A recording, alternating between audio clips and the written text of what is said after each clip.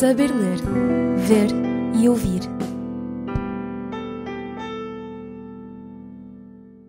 O quadro tem o título Remuneração, ganho médio mensal em indicadores globais, reporta-se a trabalhadores por conta de outrem do setor privado, em especial da indústria e serviços, e encontra-se integrado no Boletim Estatístico de março de 2020, publicado pelo Gabinete de Estratégia e Planeamento do Ministério do Trabalho, Solidariedade e Segurança Social. Trata-se de um quadro de leitura simples, com 4 rubricas diferentes. Cada rubrica desdobra-se em 2 linhas, respeitantes a homens e mulheres. Para cada uma destas rubricas e linhas, são dados valores relativos aos anos de 2016, 2017, 2018 e 2019. A leitura do quadro permite uma comparação fácil, não apenas em relação aos valores auferidos por homens e mulheres, mas também no que respeita à evolução desses valores ao longo dos 4 anos em estudo. No que respeita à rubrica ganho médio mensal, por exemplo, conclui-se da leitura do quadro que o ganho médio mensal em 2019 foi de 1.188 euros. Existe, contudo, uma diferença entre o ganho médio mensal dos homens, que foi de 1.301 euros, e o ganho médio mensal das mulheres, que foi de 1.055 euros e 40 cêntimos. Constata-se ainda que houve uma evolução positiva muito ligeira destes números ao longo dos 4 anos em consideração. O quadro mostra também a percentagem de trabalhadores por conta de outrem, abrangidos pelo salário mínimo, que em 2019 ascendeu a 25,6%, verificando-se dentro desta categoria uma clara diferença entre homens, 21%, e mulheres, 31%. Mas para compreendermos a realidade laboral que o quadro tem como referente, serão muitos os fatores que deverão ser tidos em conta. Fatores complexos, fatores interligados, fatores ditados por circunstâncias sociais, económicas, culturais e legais e que incluem os níveis de escolaridade e de qualificação dos trabalhadores, os setores de atividade, as condições de trabalho, as interrupções na carreira, os diferentes tipos de contrato ou ainda os níveis de emprego e desemprego. Temos, felizmente, neste episódio do podcast Saber Ler, Ver e Ouvir, João Queiroz, para nos oferecer uma leitura ampliada deste quadro.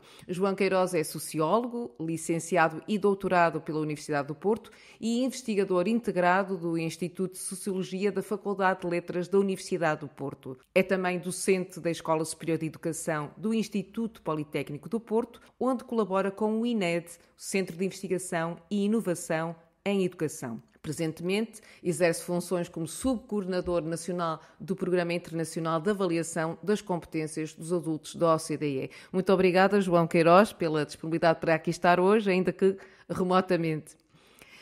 João Queiroz, este nosso episódio está a ser simbolicamente lançado no 1º de maio e por isso é que eu gostava de começar por lhe propor a discussão dos salários e das transformações de emprego em Portugal. Pode falar-nos da estrutura de salários e ganhos no nosso país? Que desigualdades é que esta estrutura mais evidencia?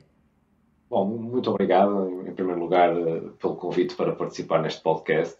Agradeço ao Universidade por esta oportunidade e agradeço-a também porque, como disse, vai ser editado precisamente numa data muito importante, numa data importante do nosso calendário comemorativo e uma data muito importante para discutir as questões relacionadas com o trabalho e depois as matérias que, a partir de indicadores como estes que mencionou, podem ser refletidas e detalhadas, matérias que dizem respeito, entre outras coisas, às desigualdades sociais, de que as desigualdades de rendimento são uma dimensão importante. Não a única, mas uma dimensão importante. E eu queria aproveitar precisamente para, partindo da questão dos salários e das remunerações, dos ganhos médios mensais, como aparecem evidenciados neste quadro, para fazer precisamente essa reflexão mais geral sobre desigualdades de rendimento e sobre desigualdades sociais, porque me parece que seria sempre um pouco limitador restringirmos à discussão de salários quando estamos no 1º de maio. Na verdade, é a oportunidade para discutir trabalho e, a partir da discussão do mundo do trabalho, discutir desigualdades, E a forma como o trabalho também foi mudando, não é? Também temos Sim, que a forma como o trabalho foi mudando e como essa mudança simultaneamente gerou transformações e processos de aproximação, de redução das assimetrias, e por outro lado também reproduziu ou até agravou outras formas de desigualdade. Vamos falar sobre isso certamente ao longo da nossa conversa, mas voltando ao indicador de que falávamos, a remuneração média mensal, ou se quisermos, melhor, o ganho médio mensal, que representa o conjunto de rendimentos de que os trabalhadores por conta da outra, neste caso, dispõem em cada mês. Olhando para esse indicador em concreto, o que vemos, desde logo, é que ele esconde, sendo uma média, esconde uma realidade muito dispar do ponto de vista daquilo que são os ganhos dos trabalhadores por conta da outra em Portugal. Efetivamente, há uma coisa que o jovem sociólogo depressa aprende na análise de dados, é que a média não é propriamente a medida de tendência central mais interessante, que nós mais gostamos de utilizar. Preferimos habitualmente usar a moda ou usar a mediana, são outro tipo de medidas simples, mas que nós consideramos mais relevantes, porque a média é efetivamente uma medida de alguma forma perigosa, se quisermos, ou uma medida que esconde precisamente disparidades, desigualdades. Aliás, não é preciso ser sociólogo para saber isto, basta pensarmos em termos comuns, não é? Na velha história das galinhas, se eu tiver 2 galinhas e o meu amigo tiver 0 galinhas, nós vamos ter uma galinha cada um, em média, mas a verdade é que ele não vai comer e eu vou. Não vai comer galinha naquele dia e eu vou, e portanto, este é um número, o ganho médio mensal, a remuneração base média, é um número que realmente esconde, em Portugal em particular, uma grande disparidade, uma alargadíssima distribuição de rendimentos a alguma escala, que varia muito de setor para setor, entre homens e mulheres, como disse muito bem, e também através de outras linhas de estruturação de desigualdades. Eu queria dizer a esse propósito, alguns elementos que ajudam a clarificar aquilo que eu estou a dizer. Temos um ganho médio mensal que anda à volta dos 1.188 euros, 1.200 euros, vamos dizer assim, para os trabalhadores por conta de outrem, mas temos, desde logo, e frisou, trabalhadores, 1/4 dos trabalhadores por conta de outrem, que ganham apenas o salário mínimo e que, portanto, não atingem, estão muito longe de atingir valores próximos, sequer próximos, dessa média de ganho mensal. Por outro lado, e a mediana, lá está, é uma medida igualmente interessante, 50%, a metade dos trabalhadores por conta de outrem em Portugal ganha até 850 euros, em média mensal, o que significa que há claramente uma larga maioria, aliás, de trabalhadores por conta de outrem que ficam abaixo desta média. Cerca de 75% dos trabalhadores por conta de outrem, são dados de 2018, anteriores, mas que os dados disponíveis de 2019 também não alteraram significativamente. Cerca de 75% a 80% dos trabalhadores ficam abaixo dos 1.200 euros de ganho médio mensal. Isto significa que só há 2 em cada 10 trabalhadores que estão acima desta média. É um número muito pequeno no universo de trabalhadores por conta de outrem, entre quase 5 milhões de trabalhadores empregados, ativos empregados em Portugal, e de mais de 4 milhões de ativos empregados por conta de outrem. Portanto, é um número muito baixo, o que reflete efetivamente um dado histórico, se quisermos, um dado estrutural da distribuição de rendimentos em Portugal, que é essa grande disparidade de rendimentos no interior do grupo alargado, obviamente, é a maioria da população ativa dos trabalhadores por conta de outrem. Aliás, dados também recentes sobre pobreza em Portugal indicam que há 10% de trabalhadores, obviamente, na sua esmagadora maioria, trabalhadores por conta de outrem, que são trabalhadores pobres. Portanto, 1 em cada 10 têm inclusivamente rendimentos mensais que são inferiores ao limiar da pobreza e que, portanto, representam um segmento não despreciante. Eu diria que é mais fácil encontrar trabalhadores com rendimentos muito modestos, abaixo do salário mínimo, na casa do salário mínimo ou abaixo do salário mínimo, do que, obviamente, trabalhadores que estejam situados acima dos 1.200 euros de ganho médio mensal, o que é, eu diria, bastante significativo, bastante representativo, efetivamente, deste padrão de salários bastante baixos, de rendimentos bastante baixos, a que os trabalhadores estão sujeitos em Portugal há muitos anos, obviamente, não é uma realidade de agora, mas que não se alterou significativamente ao longo do tempo. Mesmo se pensarmos numa evolução positiva e paulatina dos rendimentos dos trabalhadores, que, aliás, são, em grande medida, mais ganhos nominais do que propriamente ganhos reais, se pensarmos nisto, mesmo que tenhamos em consideração essa ideia, não podemos ignorar algo que é estrutural da distribuição de rendimentos em Portugal, que é essa clara disparidade dos mesmos e essa grande presença de trabalhadores com rendimentos muito baixos. Nós estamos a falar, portanto, de trabalhadores por conta de outrem, mas quais são as tendências do perfil ocupacional dos portugueses? E hoje está a verificar-se alguma transição a este respeito? Sim. Há mudanças que, de alguma forma, alteraram profundamente o perfil ocupacional dos portugueses, a estrutura do emprego em Portugal. Eu vou já citar 4 pontos que me parecem fatores relevantes ou elementos relevantes de análise dessas transições, dessas mudanças, mas queria ainda, ligando com a ideia anterior, sublinhar que, não obstante essas mudanças, há uma resistência, se quisermos, dos salários baixos e há uma resistência destas disparidades salariais, mesmo no quadro de mudanças profundas. E as mudanças que eu destacaria são 4 mudanças fundamentais, são as seguintes. A primeira, a, digamos, dinâmica de assalariamento da população. Hoje, mais de 85%, cerca de 85% dos trabalhadores por conta de outrem são assalariados. Desculpem, dos trabalhadores em geral são trabalhadores por conta de outrem. Portanto, há uma dinâmica de assalariamento que se tem vindo nas últimas décadas a acentuar e que se consolidou como a forma de emprego modal, o trabalho por conta de outrem. E em que condições contratuais? Presentemente, os dados apontam para cerca de 20% dos trabalhadores por conta de outrem com contratos a termo e situações de, digamos, que podemos designar como situações de precariedade laboral ou contratual.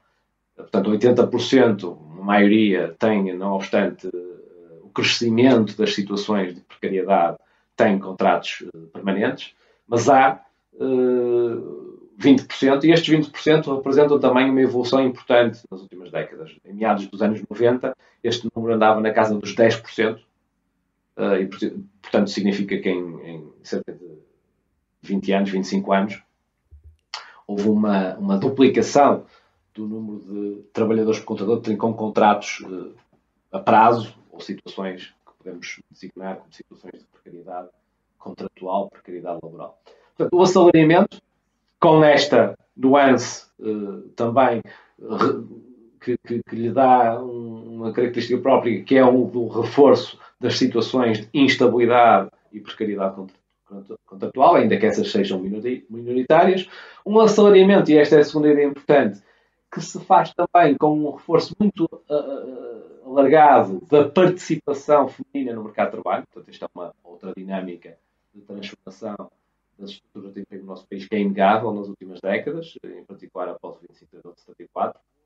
Portanto, hoje a força de trabalho feminina é metade da força de trabalho dos trabalhadores por conta de outrem. Isso é um dado que é assinalável. Aliás, as mulheres são 51,4%, já a maioria até dos trabalhadores por conta de outrem. E esta é uma nota importante e remete também para um terceiro ponto que quero sublinhar nesta análise rápida das transformações do emprego são também a larga maioria dos trabalhadores por conta de outrem com maiores qualificações académicas. 62% dos trabalhadores por conta de outrem com ensino superior são mulheres. E isto remete-nos, obviamente, também para essa terceira nota que eu queria deixar, que diz respeito à qualificação da força de trabalho no nosso país. Efetivamente, ela tem vindo a qualificar-se a um ritmo que se calhar não é tão elevado quanto nós desejaríamos, e uma transformação da economia também necessitaria, mas é um dado importante, o da qualificação da força de trabalho, que tem sido em grande medida impulsionado precisamente pela maior participação e a mais bem-sucedida participação das mulheres na escola, nos processos de qualificação. Finalmente, uma nota importante para precisamente qualificar de uma forma bastante clara a profunda transformação das estruturas de emprego no país diz respeito à terceirização, vamos chamar assim, digamos, ao assinalável reforço dos serviços na estrutura de emprego em Portugal. Como eu dizia, nós temos cerca de quase 5 milhões de ativos empregados em Portugal, dos quais um pouco mais de 4 milhões são trabalhadores por conta de outrem, e mais de 70% da força de trabalho é a força de trabalho hoje em Portugal emprega nos serviços, vamos chamar assim, no setor terciário, como se costumava dizer antigamente. E, portanto, essa é uma tendência que é muito importante, assinalável, portanto, e obviamente traduz a diminuição do peso absoluto e relativo do emprego na agricultura e na indústria, e promove realmente transformações que, articuladas com as anteriores que eu falei, alteraram o cenário do emprego em Portugal, com uma nota importante. Isto remete-nos mais uma vez para o primeiro ponto de que falamos, para a discussão daquela tabela e daqueles números. É que a terceirização da economia, a afirmação da economia dos serviços, a força empregadora dos serviços, tem sido feita, obviamente, pelo crescimento de atividades de serviços, que são atividades de elevado valor acrescentado, empregadoras de mão de obra altamente qualificada, mas faz-se também pelo crescimento de atividades que não têm um elevado valor acrescentado, que são grandes consumidores de mão de obra, mas de mão de obra menos qualificada ou até com escassas qualificações. E, portanto, o que se vai assistir também no caso português é uma certa segmentação do mercado de trabalho e do mercado de trabalho no setor dos serviços, o que é, aliás, um efeito de mudanças que não são exclusivas de Portugal e que são habitualmente verificadas em todas as economias que apontam para uma transição para a economia baseada no conhecimento. Se é facto que uma economia baseada no conhecimento vai gerar emprego qualificado, vai gerar empresas e emprego que gera valor acrescentado, vai gerar eventualmente salários elevados, salários acima da média, também é verdade que depois essa economia baseada no conhecimento assenta, em grande medida, num conjunto de outras atividades igualmente de serviços, prestação de serviços às empresas, prestação de serviços de apoio pessoal, social, etc., que são serviços que são assegurados por um segmento, como se costuma dizer, secundário do mercado de trabalho, que ofere habitualmente salários bastante mais baixos. E, portanto, estas disparidades salariais e de rendimentos de que falávamos não estão desligadas também destas transformações e de alguns efeitos destas transformações que eu falava, como o que diz respeito, por exemplo, à segmentação do mercado de trabalho. João Queiroz, e que conclusões é que nós podemos tirar, por exemplo, da evolução na carreira e da forma como essa evolução se reflete nos salários? Esta evolução depende dos setores de atividade. O João Queiroz já falou dos níveis de qualificação e de como eles são importantes, mas uma outra questão, por exemplo, será que são muito evidentes, por exemplo, as assimetrias intergeracionais? Elas provocam também desigualdades? Elas existem, as assimetrias intergeracionais. De qualquer maneira, eu queria, até neste momento que vivemos, evitar um pouco discursos que, de alguma forma, retomem ou cristalizem oposições intergeracionais, porque esse é um debate, geralmente o debate das oposições intergeracionais, mal colocado, e eu vou já dar uma ou duas notas sobre isso que acho que ajudam a clarificar esta minha ideia. De qualquer maneira, e considerando a primeira parte da pergunta, efetivamente a progressão remuneratória, a progressão de carreira depende do setor de atividade em que o trabalhador está inserido, depende do nível de qualificação que ele detém, nível de competências também, que evidencia ao longo da sua trajetória, não apenas as qualificações no sentido formal do termo, a qualificação académica é determinante de caminhos e de possibilidades de progressão remuneratória de carreira, mas também as próprias competências, isso está inclusivamente estudado, as próprias competências evidenciadas em contextos de trabalho reais, depois demonstram ou abrem ou não caminhos para a progressão remuneratória de carreira. Portanto, setor de atividade, nível de qualificação, nível de competências e também, obviamente, depois da própria estrutura e complexidade das hierarquias organizacionais, porque também é verdade que há muitas empresas que têm cadeias hierárquicas e estruturas organizacionais que valorizam a progressão remuneratória de carreira e que criam, digamos, níveis diferenciados de valorização precisamente dos níveis de qualificação e dos níveis de competências e níveis em termos de estatutários e remuneratórios, e há outras que têm, digamos, estruturas mais simples, mais básicas e que, portanto, também não favorecem essa progressão remuneratória de carreira. Este é um primeiro ponto. Quanto às assimetrias intergeracionais, bom, sabemos que a precariedade e os baixos rendimentos afetam maioritariamente os jovens por relação com o restante, com o grosso, com o conjunto da população ativa e da população ativa empregada. Os jovens são mais afetados pela precariedade, pelo desemprego e, portanto, hoje entram mais tardiamente no mercado de trabalho, entram também em situações de relativa instabilidade laboral que, digamos, pode contribuir para adiar processos de estruturação de carreira, não é?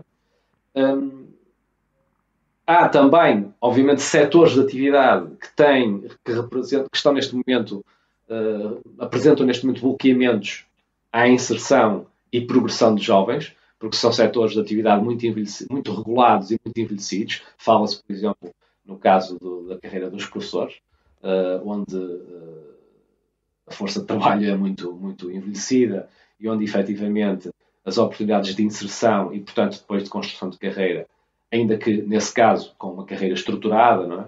Uma carreira especial, como se diz em termos legislativos, exista, não é? Mas a entrada aí está, digamos, grandemente barrada. A entrada e a progressão, não é? Porque realmente, enquanto não serem os mais velhos, os mais qualificados, não podem subir os mais novos. Exatamente. A entrada e a progressão aí estão barradas. Portanto, existem estas realidades que, digamos, afastam ou pelo menos colocam em polos distintos, gerações também elas distintas de trabalhadores, mas importa evitar discursos que retomem e cristalizem estas oposições intergeracionais. Estamos numa altura em que é preciso fazê-lo, porque, por exemplo, fala-se muitas vezes desta situação de bloqueamento à entrada em certas carreiras e à progressão em certas carreiras por parte dos jovens, mas não se fala muitas vezes nas dificuldades que as pessoas mais velhas têm para retomar uma vida profissional quando entram em desemprego. Aliás, toda a gente sabe que em muitos setores da indústria e dos serviços, ficar desempregado aos 45 ou 50 anos pode ser dramático para essa... Portanto, há outros problemas geracionais que devem ser considerados também. Não é? E há também, hoje, em muitos setores, um afastamento dos trabalhadores mais velhos, na verdade. Portanto, há setores onde dificilmente se contrata acima dos 30, dos 35, dos 40 anos. Portanto, isso é uma limitação para os trabalhadores mais velhos. E muitas vezes mais experientes, não é? Também qualificados e com mais experiência. É verdade. Aqui juntaria, não apenas acontece a circunstância de trabalhadores mais velhos, mais experientes e até mais competentes. É difícil, eventualmente, falar em mais qualificação, porque realmente a geração mais jovem é mais qualificada do ponto de vista formal. Mas trabalhadores que eventualmente tenham a mesma qualificação e tenham até mais experiência e competências, são muitas vezes preteridos por força da sua idade, não é? Portanto, esse é um aspecto também importante. Por outro lado, também há uma dimensão de solidariedade geracional que não pode ser só vista, a solidariedade geracional da relação dos mais velhos para os mais novos, mas também tem que ser vista dos mais novos para os mais velhos, que é a circunstância de os trabalhadores mais velhos não terem podido desenvolver, atingir níveis de qualificação e desenvolver competências noutra fase das suas vidas, que os faz agora estarem no mundo, por exemplo, em processos de transformação que remetem para a digitalização dos processos de trabalho e da economia, que os afastam precisamente de oportunidades de inserção profissional. E, portanto, aí entrariam outras questões, como as que dizem respeito à qualificação, à educação e formação de adultos. Mas muitas vezes tem a ver também com a ideia da inovação, não é assim? Portanto, tem-se um pouco a ideia de que os mais velhos já têm toda a experiência, mas também já deram tudo aquilo que tinham a dar e, portanto, novo sangue poderá também inovar, e esta ideia da inovação acaba por ser muito importante. Eu acho que sim, e o que será importante é não cristalizar e não tornar isto uma discussão unidirecional, se quisermos, mas, efetivamente, quando falamos de assimetrias intergeracionais que existem, objetivamente, dei alguns exemplos, quando falei do desemprego que afeta maioritariamente os jovens, da precariedade que afeta maioritariamente os jovens, quando falamos de assimetrias intergeracionais que existem, não as circunscrevermos a um ou outro ponto, mas tentarmos ver o quadro mais geral, que é um quadro efetivamente assimétrico, quer em certas circunstâncias para os mais velhos, quer noutras circunstâncias para os mais novos, mas que obriga efetivamente a pensar de uma forma solidária do ponto de vista intergeracional. E o 1º de Maio também é um dia como sabemos, de afirmação de solidariedade intergeracional, portanto, e de comunhão, digamos, de perspectivas entre os trabalhadores, independentemente das suas idades. E, portanto, isso também é um tópico que eu acho que vale a pena sublinhar nesta reflexão. É sem dúvida importante. Eu gostava agora de conduzir a nossa conversa para um tema que, na verdade, já foi aqui aflorado, tanto pelo João Queiroz, como também na descrição que eu fiz daquele quadro, e que tem a ver com a desigualdade salarial no ganho médio mensal entre homens e mulheres, e que é muito, muito evidente. Que explicações é que há para esta desigualdade? Podemos dizer que são explicações históricas, até porque já disse que há agora tantas mulheres a trabalhar e, sobretudo, há tantas mulheres qualificadas, não é? Olhando para as nossas universidades, há tantas mulheres qualificadas. É verdade. Realmente há aqui uma clara reprodução de um padrão de desigualdade de género no mundo do trabalho ao longo do tempo. Isso é evidente. É talvez das desigualdades no mundo do trabalho,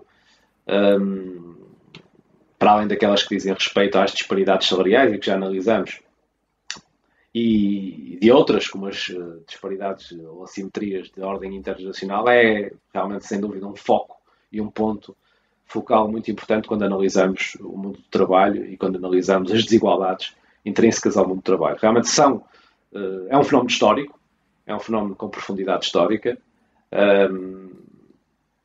As mulheres entraram mais tardiamente no mercado de trabalho, como sabemos. Entraram também ocupando muitas vezes posições nos setores da indústria e dos serviços, posições de relativa desqualificação, pelo menos inicialmente, com salários também geralmente desfasados relativamente aos dos homens, e portanto estas em estruturas que eram patriarcais, quisermos, em estruturas que eram dominadas por homens, e portanto este facto, este lastro histórico não poderia deixar de se verificar e de se observar ainda hoje. Por exemplo, nesta circunstância que o quadro que mencionou no início da nossa conversa revela, que é do facto de as mulheres ganharem cerca de 80% apenas do que ganham os homens em média mensalmente.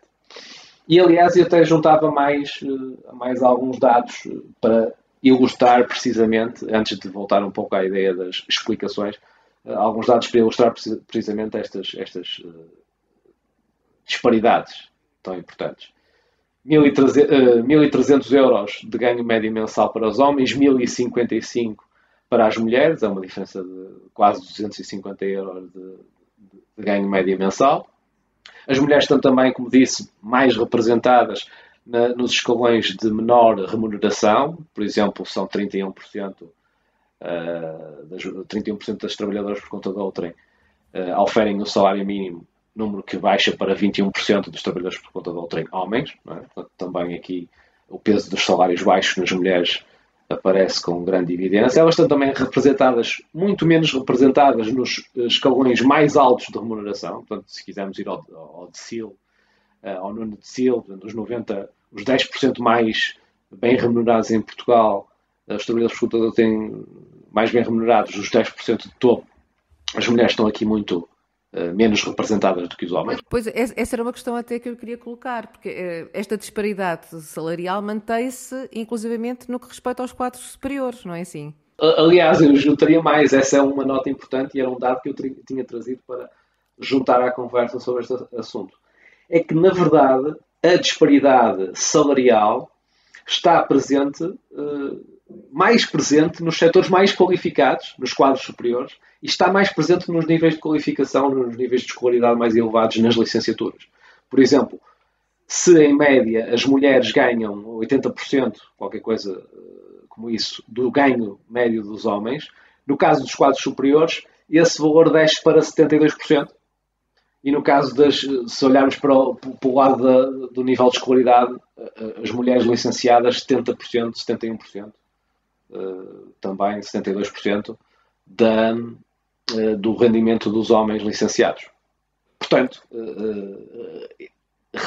na verdade, quanto mais para cima no topo da pirâmide hierárquica das empresas e na hierarquia das qualificações, maior é a disparidade salarial entre homens e mulheres, o que é, eu diria, muito, muito evidente e é quase dramático, eu diria, é gritante. E, sobretudo, chocante, tendo em conta a promoção de uma política de igualdade salarial no nosso país, não é? Muito consistente, muitas vezes, aliás, olhando para os dados de 2016 para 2019, há eu diria, uma pequeníssima, ligeiríssima evolução. Como é que se compreende quando temos estas campanhas todas, não é?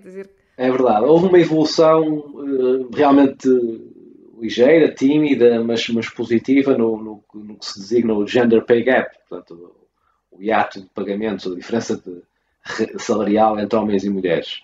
E na última década, indicadores dizem que ela diminuiu alguns pontos percentuais, mas efetivamente de uma forma insuficiente. E, por exemplo, mesmo na administração pública, onde existe igualdade formal de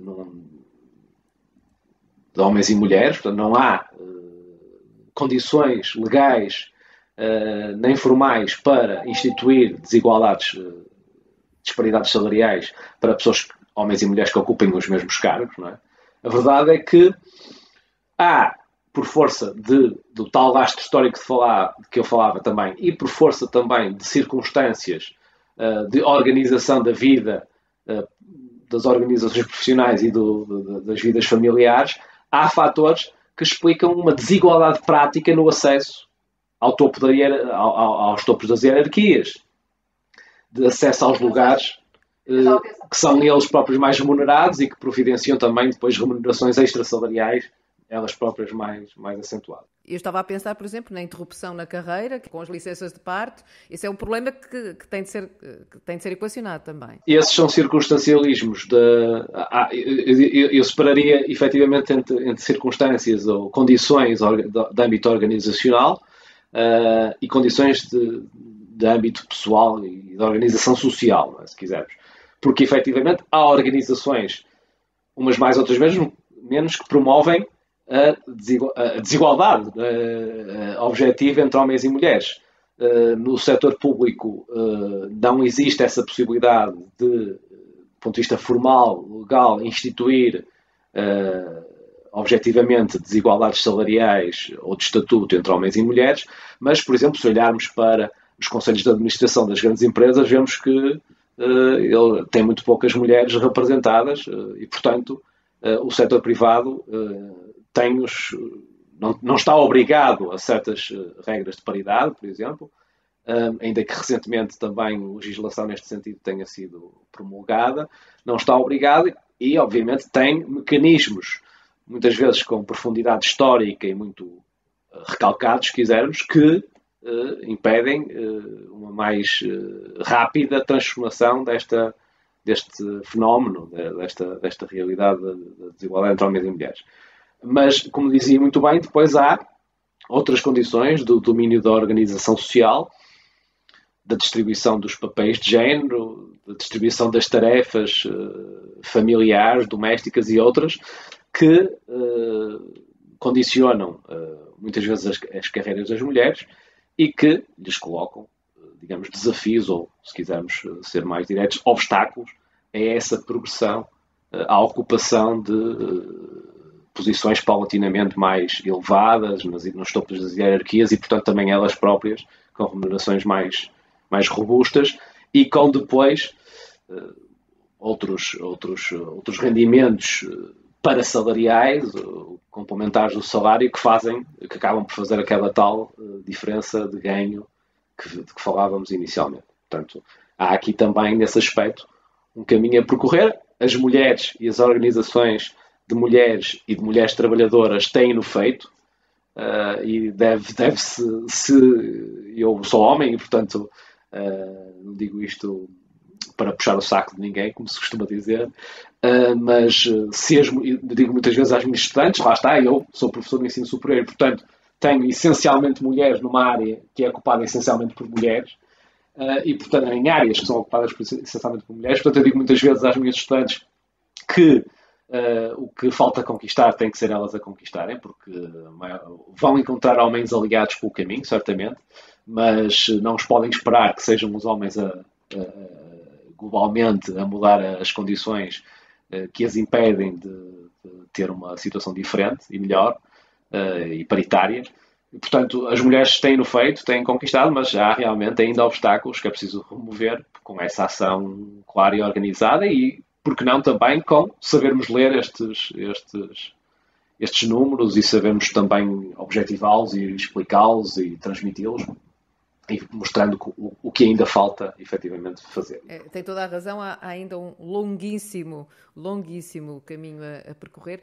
Eu gostava agora de conduzir a nossa conversa para uma questão que é inevitável. No Dia do Trabalhador temos de falar também daqueles que não têm trabalho, não é? Esta questão do desemprego tem de realmente ser equacionada, embora eu tenha consciência de que há o desemprego antes da Covid-19 e o pós-Covid-19. E por isso eu propunha que falássemos dos dados que nós tínhamos disponíveis e, portanto, anteriores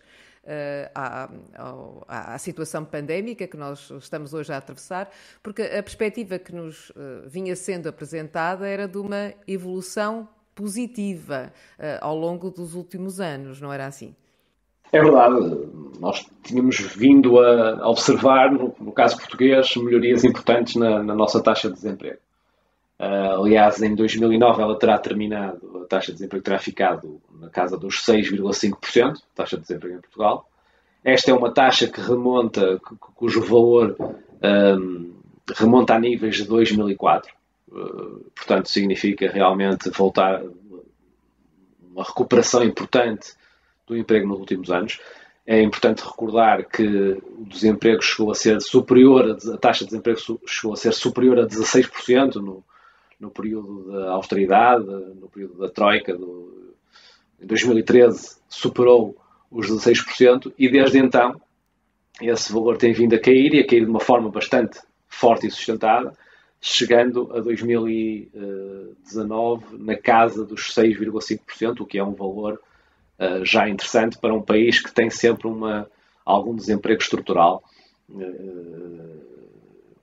que é muito difícil, digamos, de fazer diminuir. Desemprego que está, em boa medida, relacionado com algum desfazamento entre as necessidades do mercado de trabalho e também os níveis de qualificação e competências da população ativa. Portanto, era digamos, uma evolução e era um padrão evolutivo importante e interessante aquele que vínhamos a observar nos últimos anos.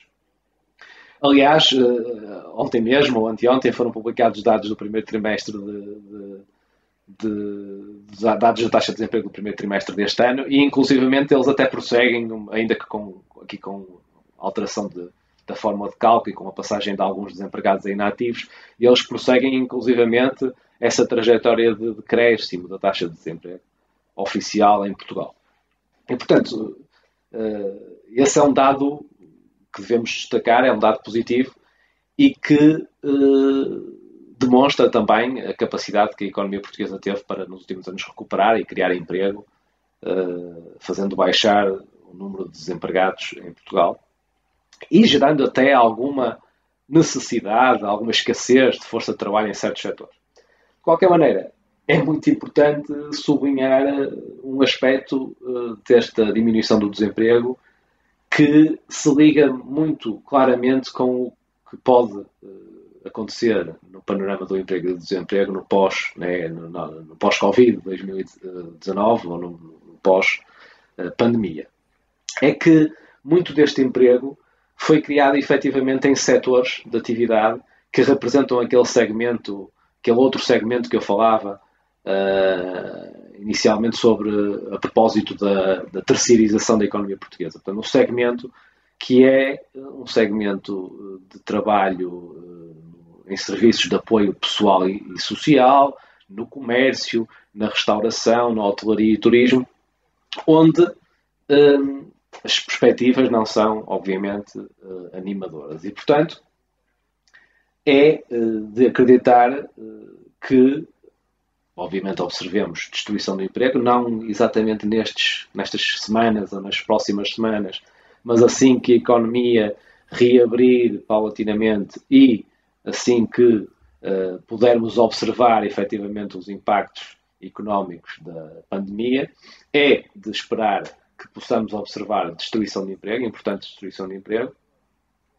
em setores que foram muito empregadores e que foram muito responsáveis pela recuperação do emprego nos últimos anos, e, portanto, isso se traduza numa nova elevação, e numa elevação até, eu diria, importante, considerável, da taxa de desemprego.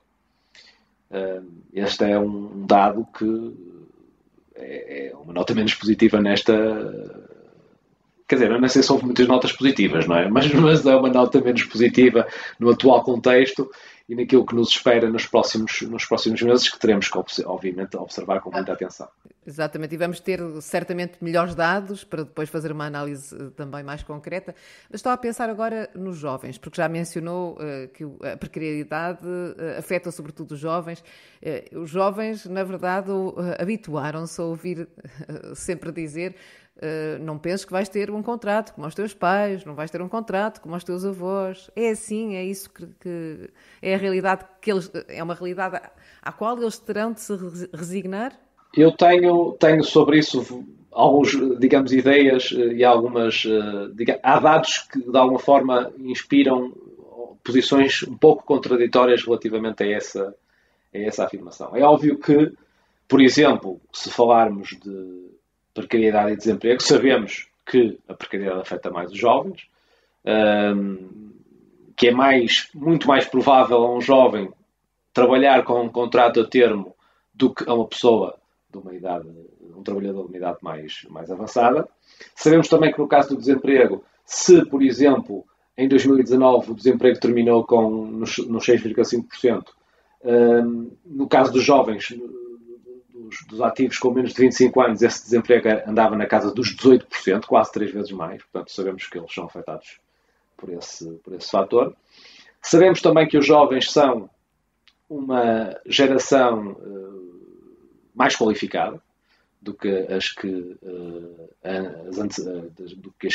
antecederam. Aliás, fala-se que esta é a geração mais qualificada de sempre em Portugal.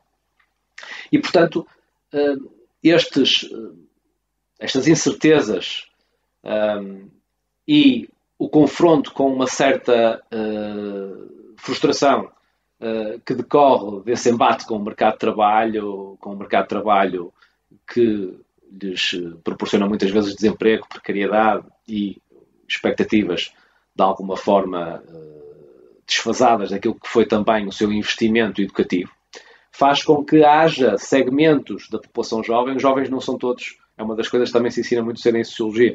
Os jovens não são todos iguais, como as pessoas, como os grupos, os outros grupos etários não são todos iguais, são internamente diferenciados. E eu admito que haja segmentos de jovens relativamente qualificados, mas que se confrontam efetivamente com a ameaça do desemprego e de precariedade, que sintam efetivamente que são uma geração que, sendo qualificada, terá uma vida profissional e um futuro menos robusta, menos confortável do que a geração dos seus pais.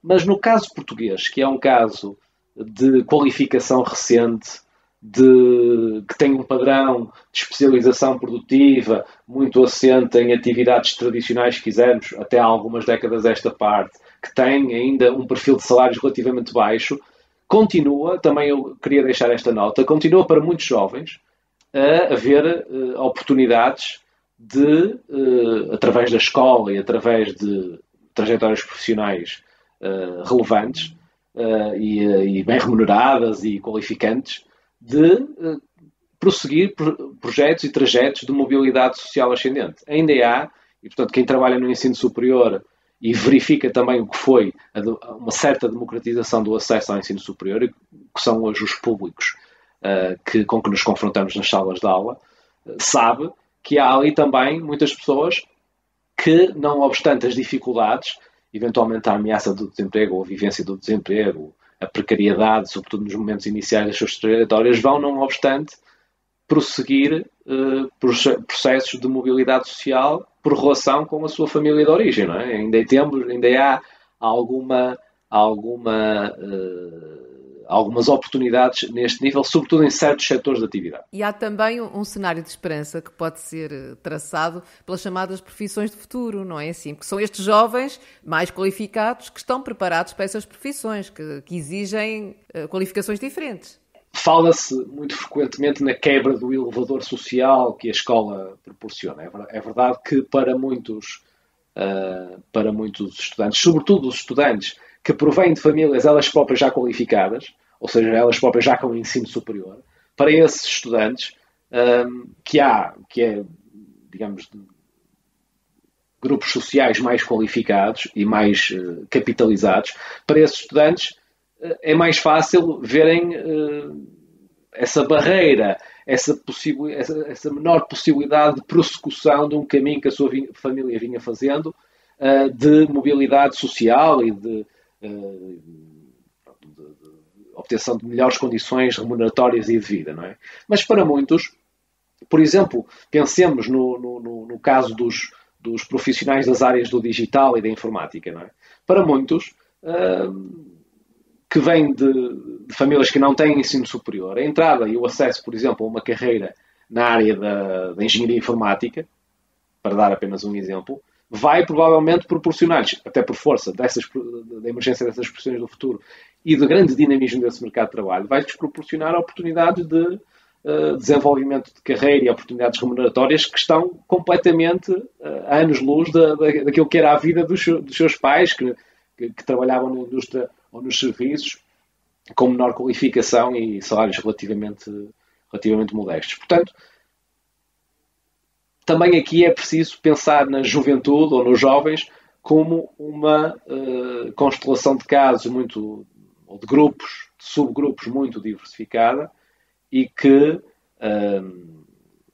para a qual existem caminhos também múltiplos, uns certamente mais duros, mais difíceis e se calhar mais frustrantes, outros que podem permitir manter alguma esperança na mobilidade, na qualificação, numa mudança positiva de cenário pessoal e familiar.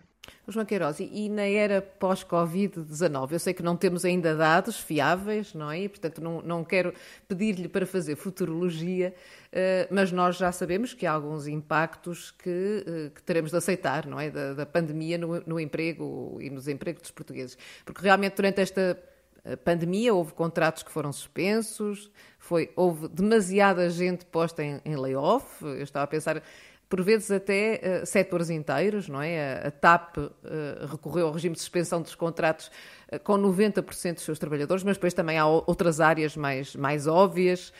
O que é que acha que vai acontecer?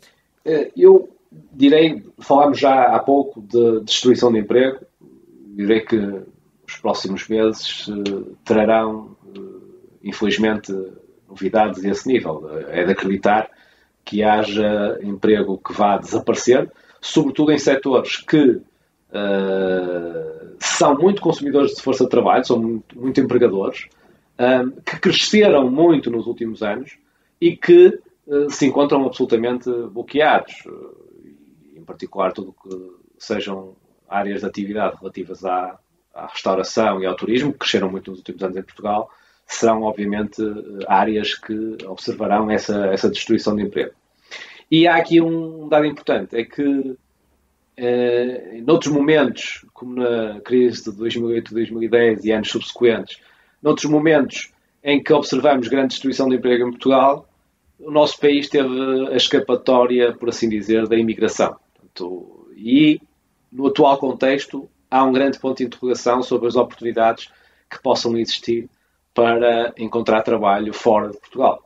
Num processo de recuperação e de reabertura de fronteiras, vão existir oportunidades lá fora e não admirará que muitos portugueses voltem a procurar condições de trabalho e remuneratórias melhores fora do país, mas no curto prazo a própria imigração não é, desta vez, uma alternativa, ou não é uma escapatória para esta destruição de emprego e, portanto, podemos realmente ter aqui um elevado número de novos desempregados que vão, obviamente, pressionar muito o Estado e os sistemas de segurança social, de proteção contra o desemprego.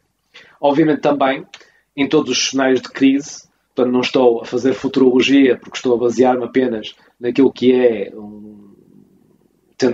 naquilo que são tendências habituais, há obviamente, processos em situações de crise que remetem para a criação de empregos mais instáveis, mais precários, e para também, de alguma forma, um reforço da informalidade económica. Portanto, é de admitir também que os próximos tempos possam vir a conhecer um reforço desses fenómenos de precariedade contratual, por um lado, instabilidade em termos de percursos profissionais, maior instabilidade em termos de percursos profissionais, lá está, e aqui com os jovens e aqueles que têm situações menos protegidas e menos qualificadas a serem mais penalizados, e também, depois, a possibilidade de, como também sempre no nosso país aconteceu, de a economia informal funcionar também como uma escapatória, como um caminho para quem tem que subsistir nestas condições.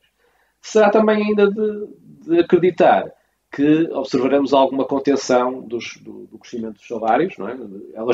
O crescimento já não vinha a ser muito acentuado, mas é de acreditar que possamos observar alguma contenção do crescimento dos salários ou até diminuição de ganhos por força, efetivamente, do aumento do desemprego, enfim, da diminuição do corte que eventualmente possa acontecer, sobretudo no privado, de remunerações, enfim, fatores que poderão fazer baixar os ganhos médios que vinham, ainda que timidamente, observando alguma melhoria nos últimos anos.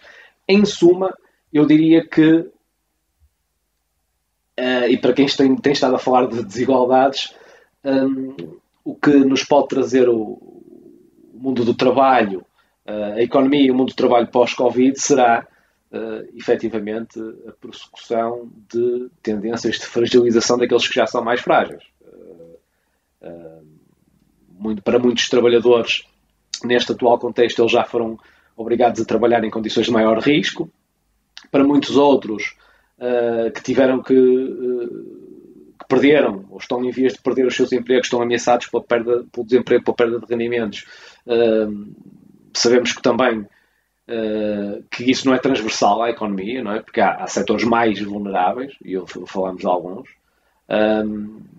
Há também grupos de trabalhadores que, pelos seus níveis de qualificações e competências, estão também eles próprios têm à sua frente menos oportunidades e menos possibilidades de reconversão profissional. E, portanto, há efetivamente um olhar que vale a pena lançar para os mais frágeis, os menos munidos de recursos nesta economia pós-Covid e que, naturalmente, terão que merecer atenção dos poderes públicos e do coletivo dos trabalhadores e das suas organizações. Aliás, e esta era uma nota que eu acho que poderia funcionar como uma nota final. Obviamente, todos estes impactos, as implicações da pandemia no mundo da economia e do trabalho terão muito que ver com a duração deste processo, por um lado do confinamento e por outro lado com o sucesso e a duração também do processo de desconfinamento e de certa normalização da vida económica e social, mas dependerá também esse impacto da política, aqui entendido em sentido muito amplo, daquilo que sejam as orientações e as respostas do nosso Estado social em particular, daquilo que seja a concertação em matéria de respostas para o trabalho e os trabalhadores, e sobretudo para estes grupos mais frágeis no pós-Covid, e que seja também, obviamente, a política no sentido da voz e da ação organizada dos trabalhadores e das suas organizações. E o 1º de Maio é efetivamente o momento de comemorar e de instigar essa voz e essa ação organizada. Muito obrigada. Chegamos assim ao final deste episódio de Saber Ler, Ver e Ouvir. Falamos hoje de trabalho, desigualdades e direitos laborais. Simbolicamente, este episódio está a ser publicado no 1º de maio, esta data que a nível global assinala e homenageia os trabalhadores. É também uma homenagem que a Casa Comum quer muito fazer. Muito obrigada, João Queiroz, pela leitura ampliada que nos deu do trabalho em Portugal. Nós partimos, sem dúvida, para a era pós-Covid-19, mais preparados para entender a realidade laboral em Portugal, para melhor percebermos as questões complexas e interligadas que lhes estão subjacentes e, provavelmente, também para darmos respostas mais capazes. Esperemos que também, como ainda agora disse, o nosso Estado Social seja também capaz de dar estas respostas, mas importa que nós todos ajudemos neste desafio, e este é um desafio muito difícil, como sabemos. Muito obrigada. Obrigado.